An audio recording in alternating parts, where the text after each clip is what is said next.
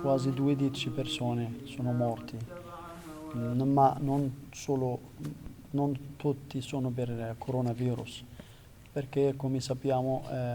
gli aerei chiusi, anche navi del mare, per quella la gente che sono morti, noi mettiamo il corpo qui nella città di Piacenza. Allora 12 persone,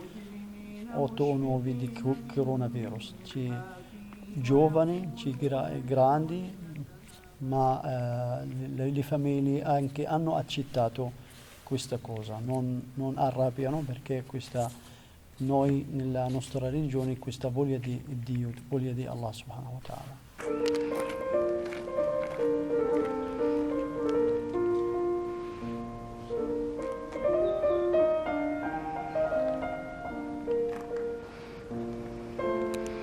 Sicuramente la sua morte ha colpito tutti indifferentemente, perché la sua storia, le sue origini, scappato, o meglio, partito dalla Siria da giovane e dove oggi non poteva più ritornare per colpa della guerra, si ritrova vittima di questo virus a soli 32 anni. E sicuramente la sua storia ha preso molto anche nei giornali locali, i quotidiani, e molti giornalisti, ma non solo, anche della società civile, hanno espresso la loro vicinanza alla comunità intera questa disgrazia che abbiamo avuto durante questi primi giorni difficili del virus.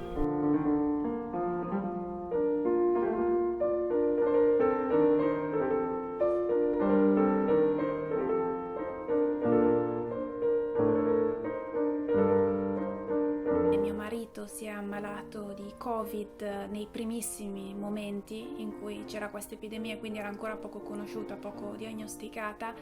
e la sua malattia peraltro non è stata di forma primariamente polmonare ma cardiaca, ed è quindi stato molto difficile arrivare a una diagnosi e a delle terapie. La malattia è durata in tutto circa 3 settimane e dopodiché lui è venuto a mancare il 27 marzo.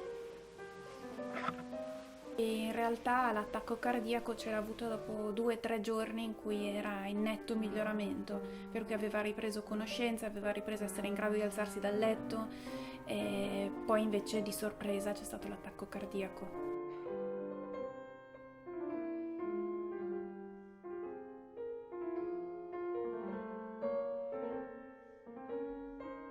A me ha molto colpito, ed è un segno per cui sono grata, il fatto che sia proprio attraverso Yad che questo avvicinamento sia avvenuto.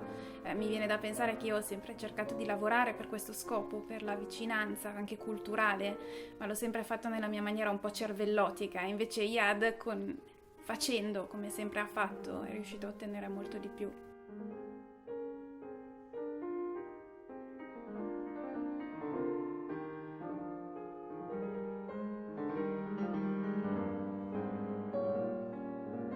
Sicuramente quello che auspichiamo è riuscire a trovare delle dimensioni comuni, riuscire a comprendere tutti insieme che siamo figli di Adamo ed Eva, quindi degli stessi genitori, degli stessi parenti, degli stessi nonni, e comprendere che abbiamo le stesse esigenze, siamo umani e al momento del bisogno dobbiamo esserci l'uno per l'altro. E sicuramente questa emergenza ha dimostrato che possiamo farcela e dobbiamo farcela insieme, ed è per questo che speriamo che anche in futuro possa continuare.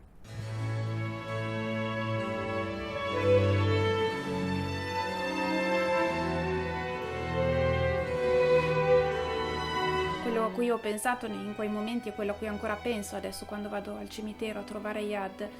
che la nascita della cultura è proprio legata al culto dei morti, e che quindi quello che è stato fatto concedendo una sepoltura, concedendo qualcosa di nuovo, è anche la nascita, forse, io spero, di una cultura nuova.